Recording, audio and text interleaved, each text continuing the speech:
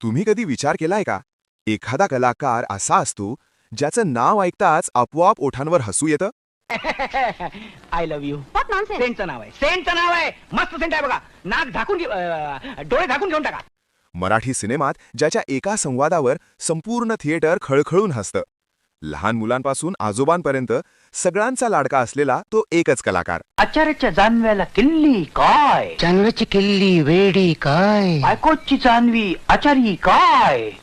आज आपण जाणून घेणार आहोत पद्मश्री अशोक सराफ यांची संपूर्ण जीवन कहाणी. संघर्ष, यश, अजरामर भूमिका आणि हो, एक महत्त्वाचा प्रश्न, अशोक सराफ यांची एकूण संपत्ती किती आहे? ही गोष्ट आहे मराठी सिनेसृष्टीच्या जिवंत दंतकथेची. 4 जून 1947 रोजी मुंबईतील चिखलवाडी या साध्या परिसरात एका सामान्य कुटुंबात अशोक सराफ यांचा जन्म झाला. त्यांचं शालेय शिक्षण DGT विद्यालयात झालं. त्यांचं नाव हिंदी सिनेमातील दिग्गज अभिनेते अशोक कुमार यांच्या नावावरून ठेवण्यात आलं. जणू नावातच अभिनयाचं नशीब लिहिलेलं होतं. मूळ कुटुंब गोव्याचं, पण वाढ मुंबईतच. लहानपणापासून नाटक, स्टेज, अभिनय यांची त्यांना विलक्षण ओढ होती. कोणीही तेव्हा कल्पनाही केली नसेल की हा साधा मुलगा पुढे जाऊन मराठी सिनेमाचा हास्य सम्राट बनेल. 1969 साली जानकी या मराठी चित्रपटातून अशोक सराफ यांनी चित्रपटसृष्टीत पाऊल ठेवलं. सुरुवातीच्या काळात भूमिका लहान होत्या, पण अभिनय मोठा होता. त्या काळात हास्य कलाकाराला मुख्य नायक मानलं जात नव्हतं. पण अशोक सराफ यांनी हळूहळू हीच मानसिकता बदलली.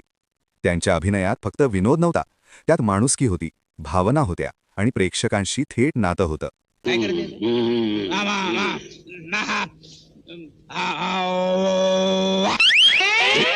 1980 आणि 90च्या दशकात मराठी सिनेसृष्टीत एक सुवर्ण काळ आला आणि त्या काळाचा सर्वात मोठा चेहरा होता अशोक सराफ. 250 पेक्षा जास्त मराठी चित्रपट आणि जवळपास 100हून अधिक सुपरहिट सिनेमे. धूमधडाका, गंमत जम्मत अशी ही बनवाबनवी, भूताचा भाऊ, आयत्या घरात घरोबा हे चित्रपट फक्त सिनेमे नव्हते, त्या आठवणी होत्या प्रत्येक मराठी घराच्या. लक्ष्मीकांत बेर्डे सोबतची त्यांची जोडी आजही मराठी सिनेमातील सर्वात हिट जोडी मानली जाते. मुलीची छेड काढायला लाज नाही वाटत? नाही, सुंदर मुलींची छेड काढायला लाज नाही वाटत, उलट मज्जा वाटते. लोक त्यांना प्रेमाने मामा म्हणू लागले आणि इंडस्ट्रीत ते ओळखले जाऊ लागले अशोक सम्राट म्हणून. चित्रपटांबरोबरच अशोक सराफ यांनी दूरदर्शन आणि नाटकातही आपली जादू कायम ठेवली. हम 5 मालिकेतील आनंद माथुर हे पात्र संपूर्ण भारतात लोकप्रिय झालं. मराठी नाटकांमध्ये हमीदाबाईची कोठी, डार्लिंग डार्लिंग, व्हॅक्यूम क्लीनर. रंगभूमीवरचा त्यांचा टायमिंग, हावभाव आणि संवाद फेक आजही अभ्यासाचा विषय आहे. काही लाज शरम आहे की नाही आम्हा लोकांना? सांगितलेलं एक काम धड करत नाही म्हणजे काय? आम्ही लोक तुम्हाला एक कुत्र सुद्धा विचारणार आहे का? ते फक्त विनोदी अभिनेता नव्हते, ते संपूर्ण कलाकार होते. अशोक सराफ यांच्या योगदानाला पुरस्कारांनीही मान्यता दिली. 11 महाराष्ट्र राज्य चित्रपट पुरस्कार, 4 फिल्मफेअर मराठी पुरस्कार, 2006 व्ही शांताराम पुरस्कार, 2022 संगीत नाटक अकादमी पुरस्कार, 2023 महाराष्ट्र भूषण आणि त्याच वर्षी भारत सरकारचा पद्मश्री पुरस्कार.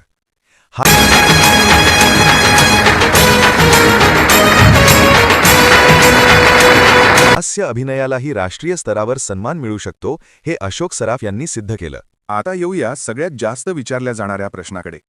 अशोक सराफ यांची एकूण संपत्ती किती? माध्यमांच्या अंदाजानुसार अशोक सराफ यांची संपत्ती सुमारे 37 कोटी रुपये. त्यांच्या पत्नी, अभिनेत्री आणि निर्माती निवेदिता जोशी सराफ यांची संपत्ती सुमारे 10 कोटी रुपये. दोघांची मिळून कुटुंबाची एकूण संपत्ती अंदाजे 47 कोटी रुपये. उत्पन्नाचे स्रोत: चित्रपट, टीव्ही मालिका, नाटक, जाहिराती आणि अनिकेत टेलिफिल्म्स प्रोडक्शन हाऊस. म्हणजे हसवणारा कलाकार व्यवहारातही तितकाच हुशार.